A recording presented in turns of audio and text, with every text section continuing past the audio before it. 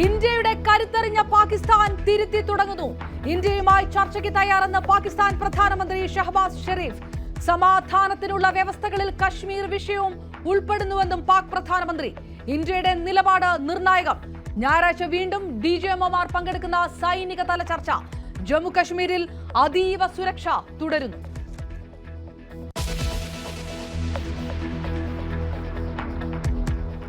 India വിരുദ്ധ നിലപാടെടുത്ത തുർക്കിയുമായി ബന്ധം മോശമാകുന്നു. തുർക്കിയുടെ പുതിയ അംബാസിഡറെ അംഗീകരിക്കുന്ന ചടങ്ങ് അനിശ്ചിതകാലത്തേക്ക് മാറ്റിവെച്ച് ഇന്ത്യ. തുർക്കി അസർബൈജാൻ യാത്രകൾ റദ്ദാക്കി. ഇന്ത്യൻ വിനോദസഞ്ചാര മേഖല. ഉൽപ്പന്നങ്ങൾക്ക് ബഹിഷ്കരണാഹ്വാനവും.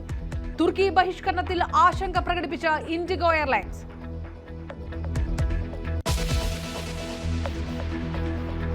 കേണൽ സോഫിയ ഖുറേഷിക്കെതിരെ നടത്തിയ പരാമർശത്തിൽ സുപ്രീം കോടതി ശാസനയും ഗൗനിക്കാതെ ബിജെപി. മന്ത്രി വിജയ് ഷായുടെ രാജി ആവശ്യപ്പെടേണ്ട എന്ന് പാർട്ടി തീരുമാനം. വിംഗ് കമാൻഡർ വ്യോമിക സിംഗിനെതിരായ ജാതീയ പരാമർശത്തിൽ എസ്.പി. നേതാവ് രാം ഗോപാൽ യാദവും കുരുക്കിൽ.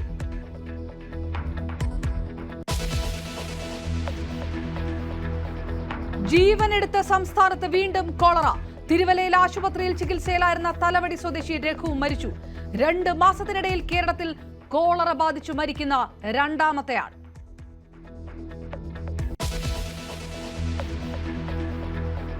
മലപ്പുറത്ത് ടാപ്പിംഗ് തൊഴിലാളിയെ കൊന്ന നരഭോജി കടുവയെ കുടുക്കാൻ ദൗത്യം തുടങ്ങി.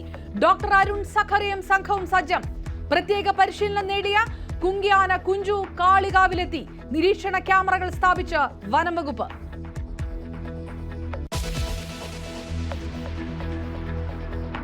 കോന്നിയിൽ കാട്ടാന ചെരിഞ്ഞ സംഭവത്തിൽ വനം വകുപ്പിന്റെ വാദം പൊളിയുന്നു. 6 പേരെ കസ്റ്റഡിയിലെടുത്തത് വനപാലകർ. KU ജനീഷ് കുമാർ MLAയോട് സമ്മതിക്കുന്ന ദൃശ്യങ്ങൾ പുറത്ത്.